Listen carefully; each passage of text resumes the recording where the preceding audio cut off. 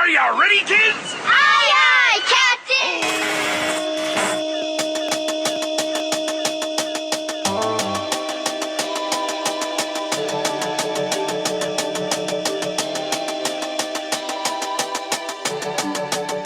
Our slogan for this year is Show Up, Level Up.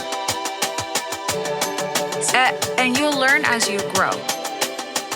We want everyone to be involved, right? We want students to be part of an activity of a club. That sense of belonging is super important. It's okay to not be okay. Realize, okay, I need to put myself first. I need to worry about my mentality, my time management. Struggles with mental health don't define you. If you're worried about someone, if you feel that they need help, please say something. Don't stay silent. Welcome to Valley Vibes, your show about culture, arts, and happenings in the Imperial Valley from a youth perspective. I'm Dr. Tom Tackey, the creator and executive producer of Valley Vibes. September is Suicide Prevention Month, so today's show looks at student mental health topics and suicide prevention. Welcome to Valley Vibes. Today we have an episode about Suicide Prevention Month and mental health. Today we have two special guests, but as your co-host, I'm Grace Estelle Navarro. I'm VibeZ. I'm Juan Carrion. And today with our two special guests, they're going to introduce themselves. Hi, my name is Carolina Gonzalez, and I am a school-based mental health specialist here at Central Union High School. Hi, I'm Tanya Saldivar, counselor here at Central Union High School. So, with our counselor and our mental health specialist, we wanted to get their opinions and their ideas on what mental health could be and what Suicide Prevention Month is about. So, as a counselor, what do you think students experience when it comes to mental health? Well, first, I would like to tell you a little bit about the counseling position, just so that we connect it to what we are discussing right now. So my experience as a school counselor with students first is centered around building trust. I want to make sure that the students have a safe space, that they know that they can trust someone, and from there we can provide those resources that are necessary when it comes to the issue that we are discussing. I want to make sure that they are there and that they don't feel that there's any judgment when it comes to this very touchy subject, right? It's a very difficult conversation to have, but we want to make sure that they are offered the support that is needed and that they are connected to the resources that we have here on campus. So, like I said, the first thing is building that trust so that the students feel that they have someone that they can talk to and that they have a safe space. Interesting.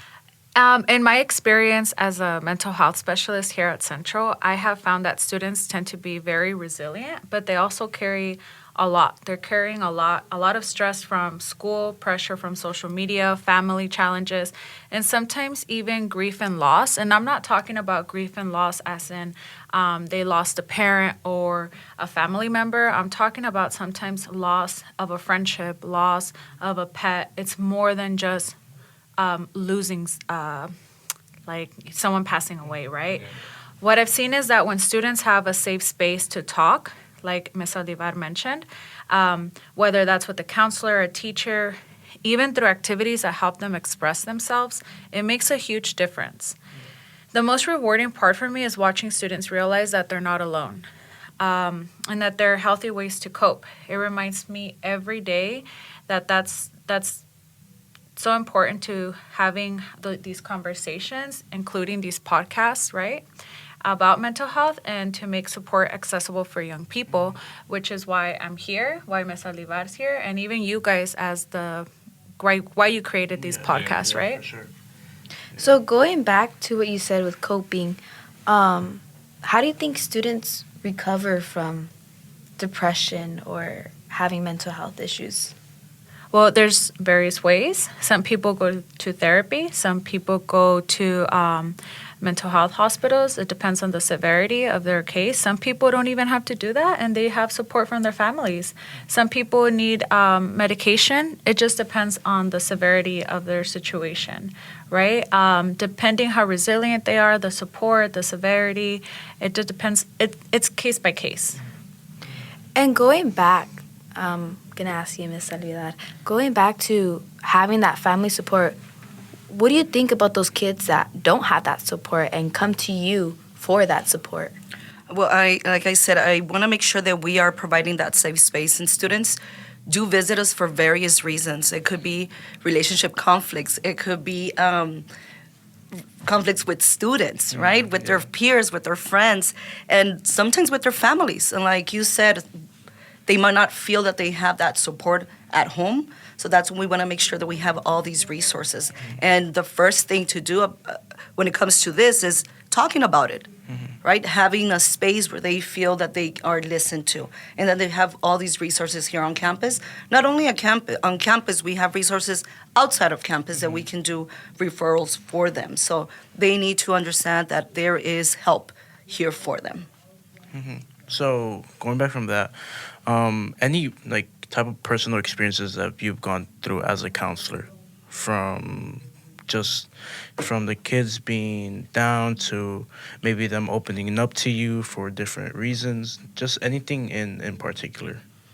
One of the things that I do want to share when we're talking about this topic is that not one story. I mean, not one. When you meet with the students, you notice that every student is unique, and their recovery story, their journey, the background, everything is unique. So I think that that's one of the biggest things that I'm learning from as a counselor and my personal experience is that we need to understand that everyone is unique and that I strive to help them on that unique path to getting help or to moving forward and making sure that they are okay. I think that's one of the things of personal experience that I've noticed is that everyone is unique when it comes to recovery, when it's come to telling their stories. You have been listening to Valley Vibes, where today we are talking with CUHS counselors Carolina Gonzalez and Tanya Saldivar about student mental health topics. Yeah. And going back to everything being unique or everyone being unique in their own way, I know in some cases students feel like insecure in a way. They feel down about themselves and they let that take a mental toll on their self, within their personalities and stuff.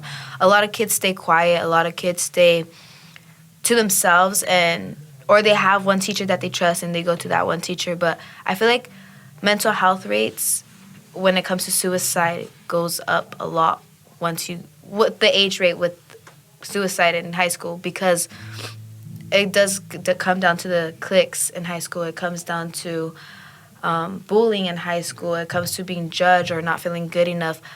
And some kids distract themselves with that with sports. So how do you guys think sports can have an impact on a student's life? Do you think it could make it better or do you think it could make it worse? Well, clubs and sports can be really helpful for mental health because it gives students a sense of belonging, purpose, and even a routine, like a schedule. Being part of a team or group, like I said, belonging, it helps people make friends, it builds confidence, relieve stress through an activity. It can be part of like a coping mechanism, something healthy for us, right? Those connections can be really proactive when someone is struggling with their mental health. And as we know, it helps with our physical health as well. But it's also true that clubs and sports can feel stressful at times. Why? Because we may feel left out if we're not number one, if we're not the best one, especially if the pressure to perform gets too heavy. I've had students come to me and say, hey, I'm not number one. We didn't win. I got injured. I'm not part of the team anymore. Yeah, that one. They compare. I know that one firsthand. Yeah. And I've had students here at Central come to me because of that. In those cases, instead of supporting mental health, they can add to the stress. So, the key is to balance, to take care of ourselves. When sports and clubs are supportive, fun, and focus on growth, they're usually a big positive impact for our mental health. When the pressure becomes too much, it's important to talk about it, set those boundaries, those healthy boundaries, and remember that your own worth isn't defined by a sport, by people, or by performance. It's on your own and how it makes you feel, right? I agree on that. Coming from a student athlete as well, my perspective on that we're basically on the same page when it comes to injuries or it comes to just going back to, like I said, clicks. It also in sports, I think it could have a mental toll on one's mental health, but it also is a coping mechanism, how you guys said. Like, I know I like to do sports because I like to get away sometimes from what's going on at home or what's going on at school. It helps. It helps distract. It helps you get away a little bit. But it could also add to the stress. It could also be stressful how I have to go to practice, or I have color guard, or I still have homework. I still have to do this. Being involved in a lot could also be overwhelming. Yeah. And for students who are trying to do everything in their power to just stay away from home, maybe, I feel like that could also take a mental toll. But I also think it's all about balance. Yeah, most definitely. Sorry to interrupt, and I do want to add to that because it's when we're talking about school balancing, we want everyone to be involved, right? We want students to be part of an activity, of a club. That sense of belonging is super important to help us with whatever it is we are dealing with. But we also need to recognize that time management, and right now it's when we're learning that. Yeah. Students are learning how to manage their time wisely.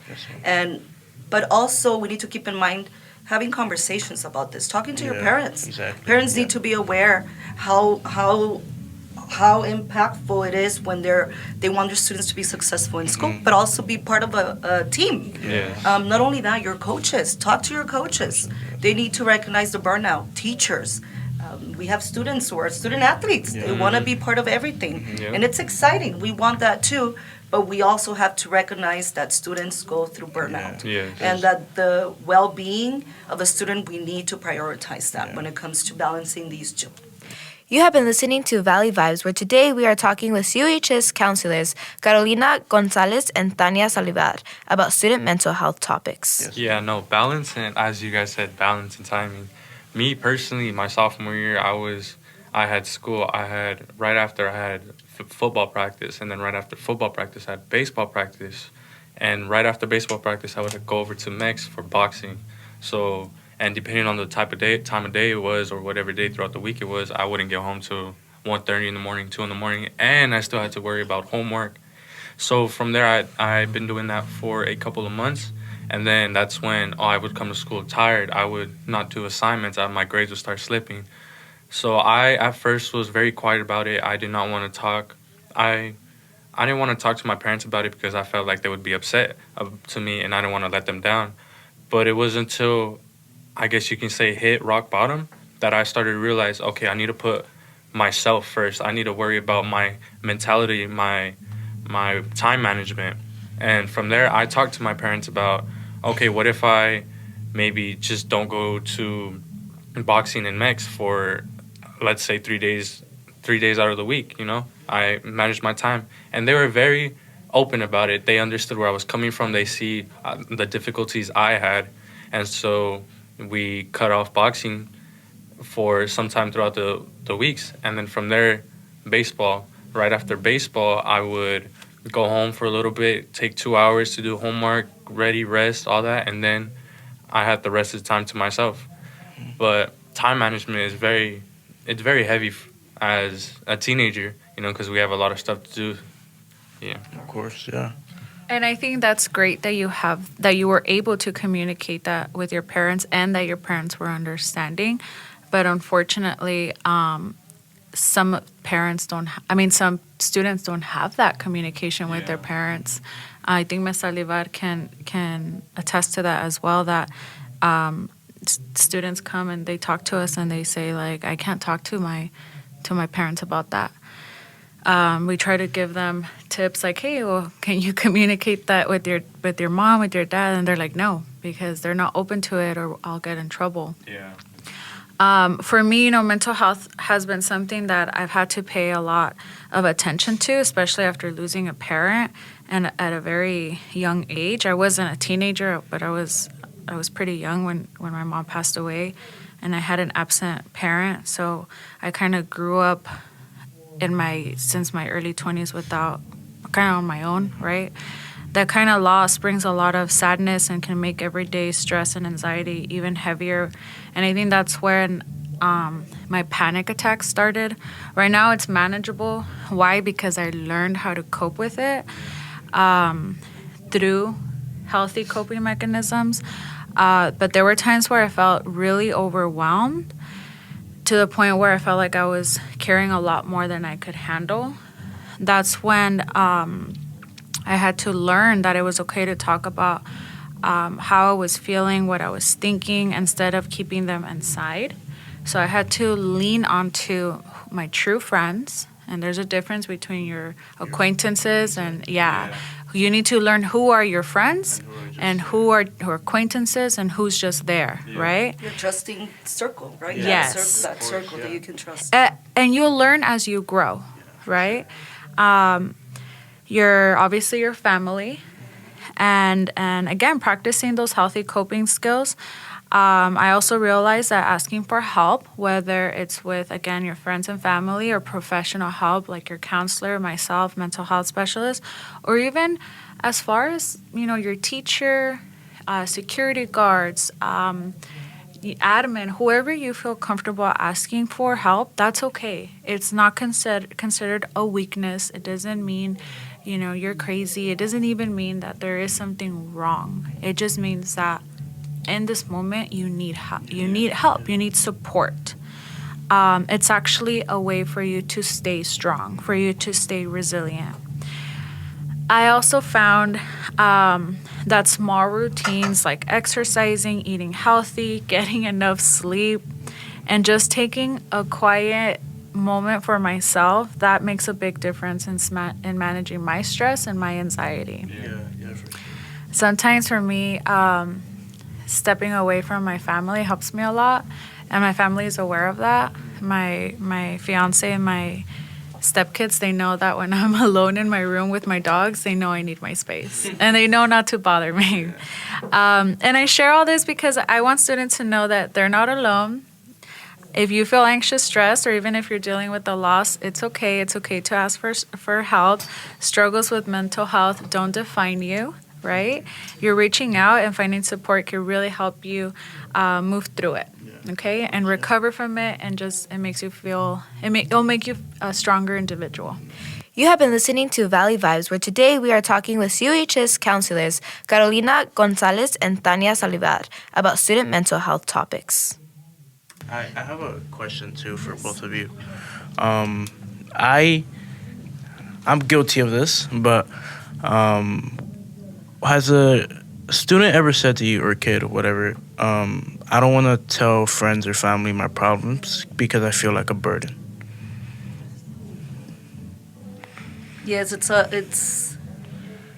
a very common sentiment, I would say, and as an adult, we can also feel those type of emotions, and because we want to make sure that we are able to handle whatever it is, but sometimes it's impossible. We need that help, but that negative connection to it, we need to learn to manage that, because we don't want you to think that you are that, because immediately it's a negative.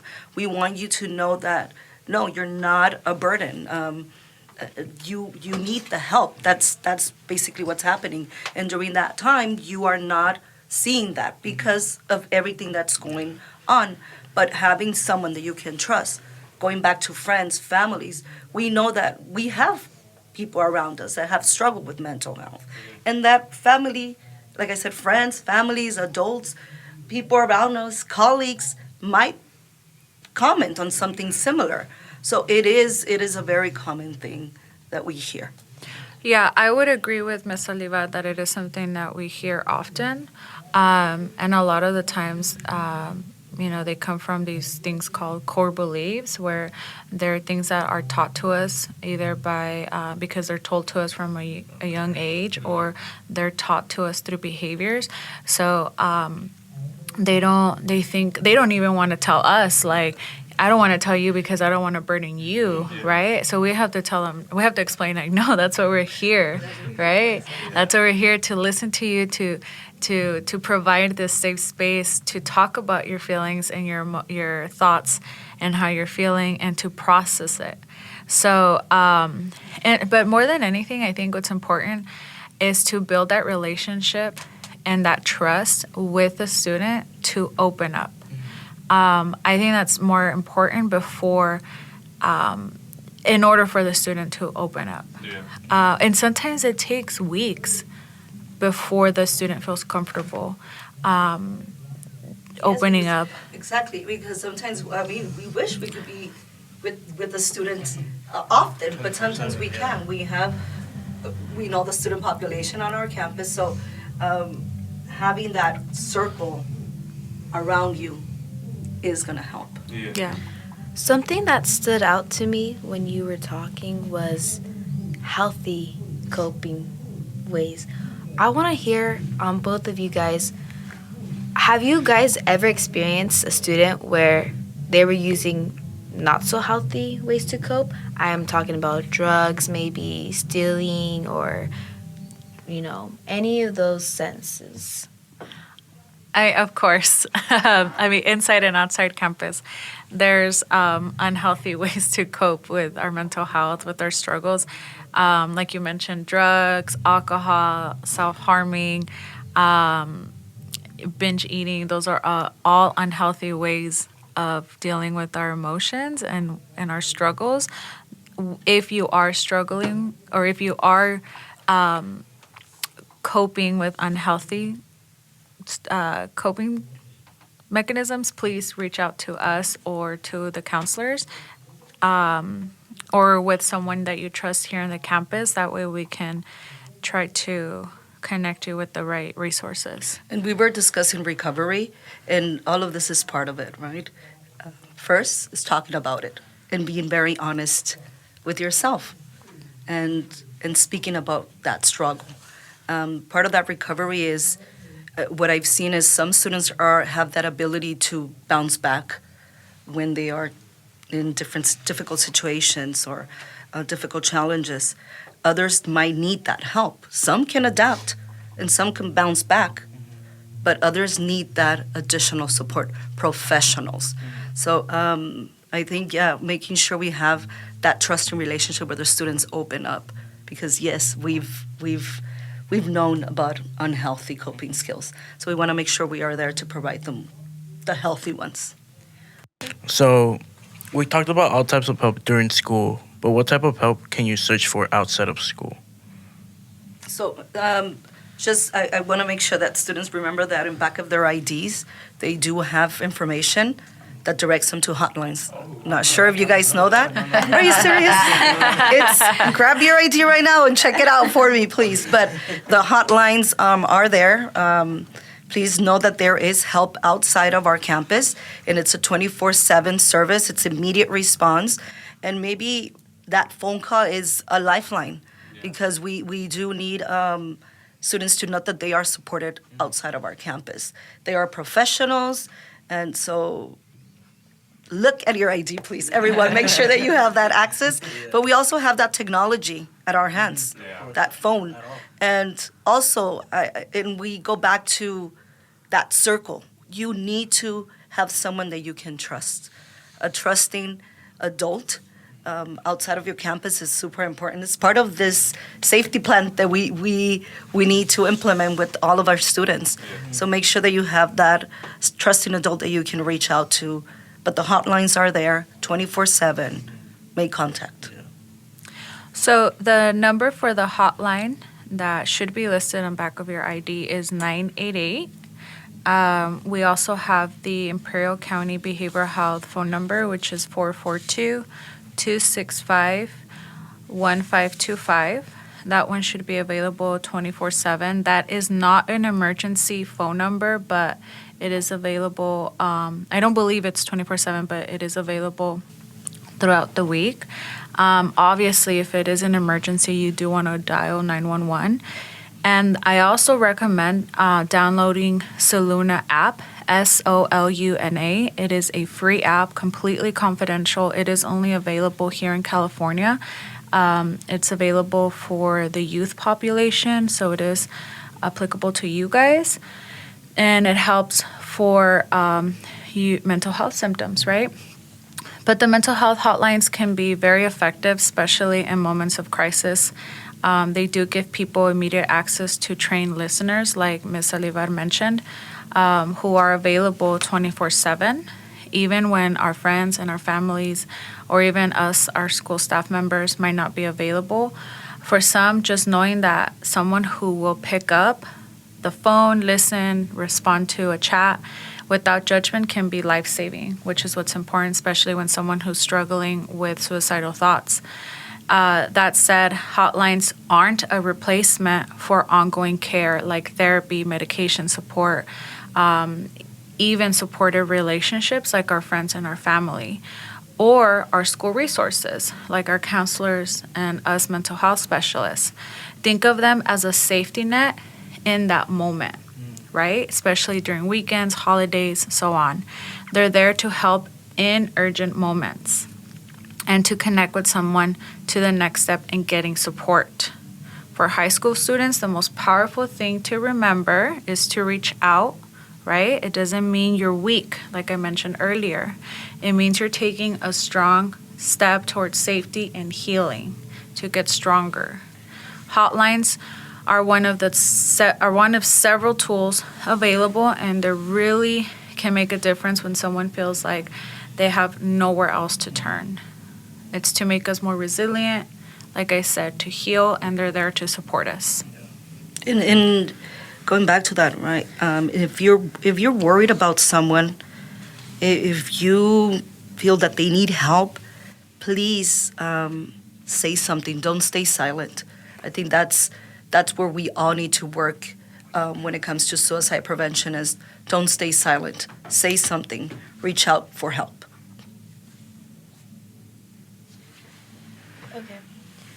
So, as we all talked about how suicide and mental health could take a toll on one's personal and mental health, we just want to let everyone know with this podcast that it's okay to speak up and there is help out there.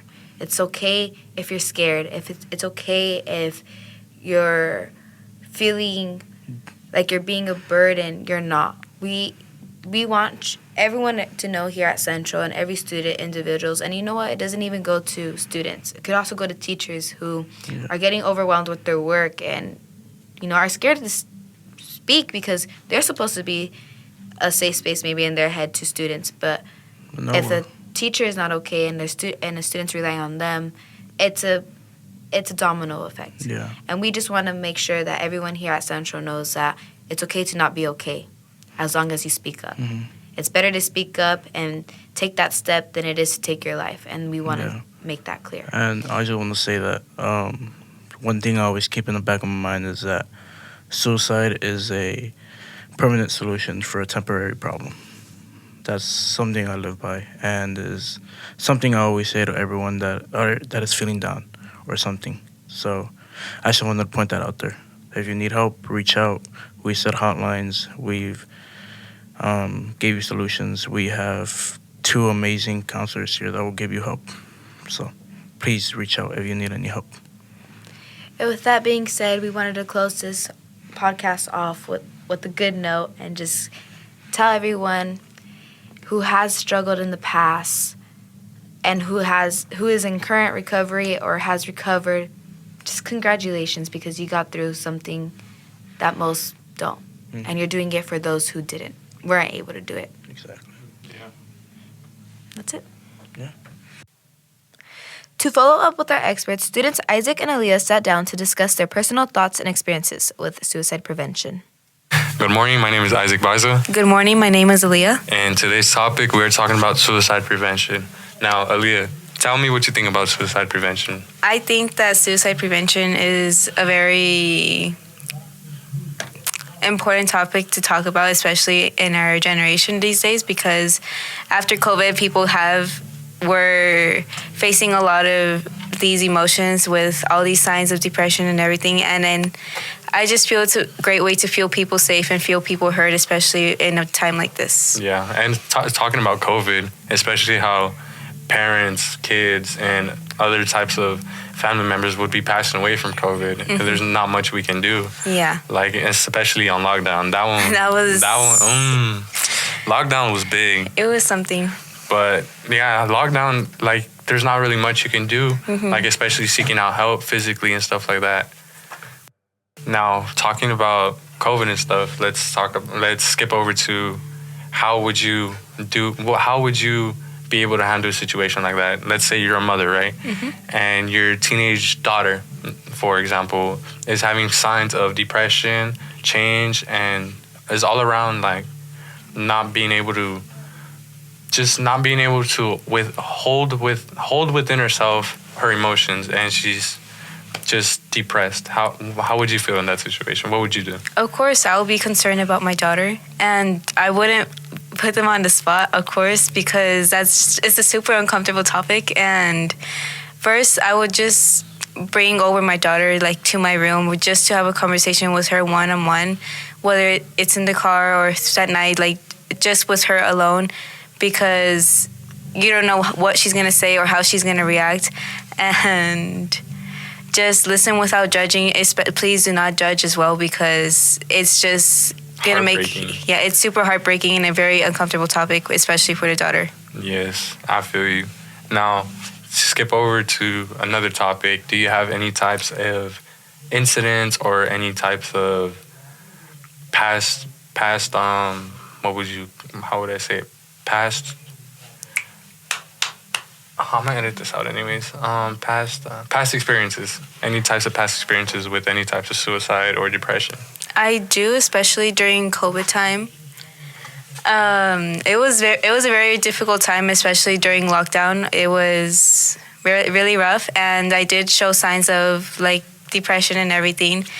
And my family did call me out in it, and that's what I mean by do not call out the kid, because it's super uncomfortable and you don't know how they feel. And eventually I did finally, like, get better.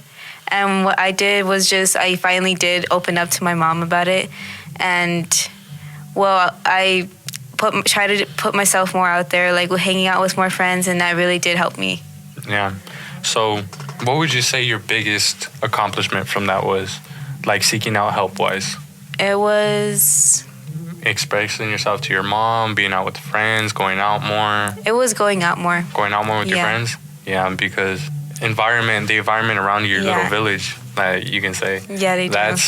That's key to a person, especially feelings-wise, because someone can change you, honestly. Really, a lot. Like, emotional-wise, especially when you're feeling down, there's always someone that's going to be able to bring you back up, always put a smile on your face, you know, but you should always have that good people around you.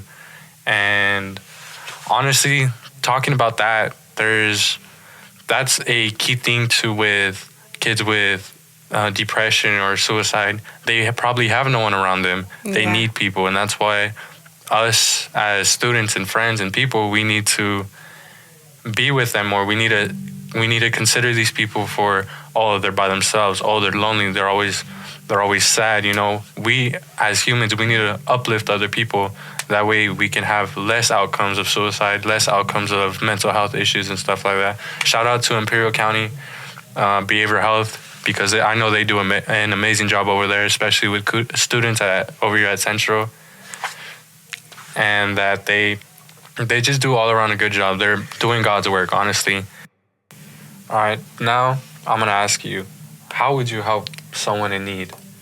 If I were that person, like, that the person came to me for help, I would listen to them first, listen to everything. Like, first, just let them say everything they need to say before saying anything, giving any advice, because you never know if it's going to be the advice they may need.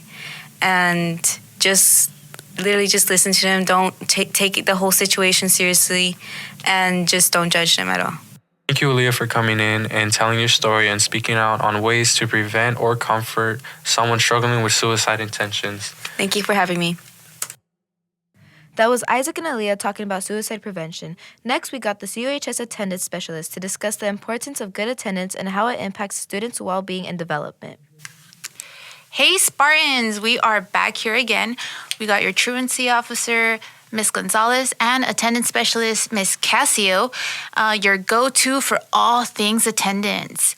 We're 1 month into the school year, and we're so excited to see you building routines, finding your rhythm, and showing up every day ready to learn. That's right. September has flown by, and we want to take a moment to talk about why attendance matters early in the year. And we've got a super sweet announcement, literally. It's about our attendance snow cone challenge for this month. So basically, what we want to go over is why attendance matters early. So here's the deal. The first month of school sets the tone for your entire year. Research shows that students who miss even a few days early on are more likely to fall behind. Missing just 2 days a month can add up to almost 20 days by the end of the year. That's wild. That's like missing an entire month of learning. I don't even think anyone at work is allowed to miss that much. No, absolutely not. And the thing is this, attendance isn't just about grades. It's about connection. So when you show up, you build stronger relationships with your teachers, you stay in the loop with your assignments, and you're part of the activities and events that make high school fun. High school is supposed to be fun, guys. So good attendance builds habits that employers and colleges look for later on in life.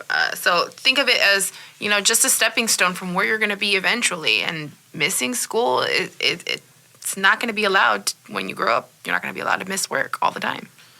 Yeah, and then when it comes to colleges, I don't know about you, Miss Cassio, but I remember one time I was late to one of my classes and the door was locked. Oh, yeah. They don't care. They will lock that door on you. Yeah, so it goes the same for tardies. Tardies is a big deal, too. We've talked about this before. It's about, showing respect to your teachers and to your classmates, your peers. Show up on time, guys, and enjoy high school. That's what it's about. And then you always get those but teacher, it's because this and that. I can't get to school on time because of my little brother, my little sister, or they take too long. Oh, it's my mom, it's my dad, all these excuses, right? We also know that sometimes life throws challenges your way. Maybe it's transportation, maybe it's family responsibilities, or maybe it's just struggling to wake up on time. You are not alone. It happens to a lot of us. Lots of students face these, even us as adults. Exactly. And that's why we are here to remind you guys, if you're struggling, talk to us. You can talk to a counselor, a teacher, or attendance staff. We are here to help you. Just don't wait until you're falling way behind. We can connect you with the right resources, whether that's for your tutoring, mental health support, or just you need help managing your time better. That's exactly why we're here to help. And speaking of counselors, don't forget, we have Counselor of the Day. If you're going through something, reach out. Go make an appointment. If you feel that you need more assistance that's more in depth, more structured, where they take you out once a month or so to speak to you and check up on you, we have a mental health specialist here on campus. So make sure you contact a counselor, even myself or Miss Cassio, and we can make that reference for you, referral. And we have a family resource center where they have a lot of resources for you and your family, for students that are struggling either with placement, finding a home, anything like that. Things happen and it's all confidential. We're not going to be out there letting people know, hey, so-and-so got evicted from their home and now they're homeless and they're receiving help. No, it's nothing about that. It's just trying to help you out because we totally understand that there are issues outside of school that cause you to not want to be here, make it difficult for you to be here. We have Closet X where we have clothes available for all students. And then also, making sure that you get all these resources that we have available to you. The reason why we have all that is because we want to make sure you succeed. Right, exactly. So we know that as kids, it's hard for you guys to maybe come and ask for help, but just know the help is there. So if you ever have any questions or any thoughts about those challenges you may be facing, please reach out, let us know, and we can tell you. If we can't help, we can tell you exactly where you can get that help that you need. Yeah. And, now I think it's a good time to talk about something fun. For the month of September, every student with perfect attendance, that means no absences, no period absences. Period absences are when you're cutting class or you're later than 30 minutes, and no tardies. If you meet all these requirements, you will receive a free snow cone for our snow cone challenge at the end of the month. That was a mouthful. Yeah, that's right, guys. So show up every day in September. You'll cool off with the sweet treat on us. So it's still hot in September, guys. Fall's here. It feels like fall, y'all, but it's still hot. So we're still offering snow cones because it's the Imperial Valley. And we're going to have snow cones probably up until October here because it's that hot. But so yeah, the day for the snow cone celebration is going to be Friday, September 26th during both lunches. We're going to be passing out the tickets to the winners, so keep your eyes open and ears open for those. Passes are going to be given out during advisory. So talk to your classmates, talk to your friends, talk to your teachers, represent your class, represent your school, and show up.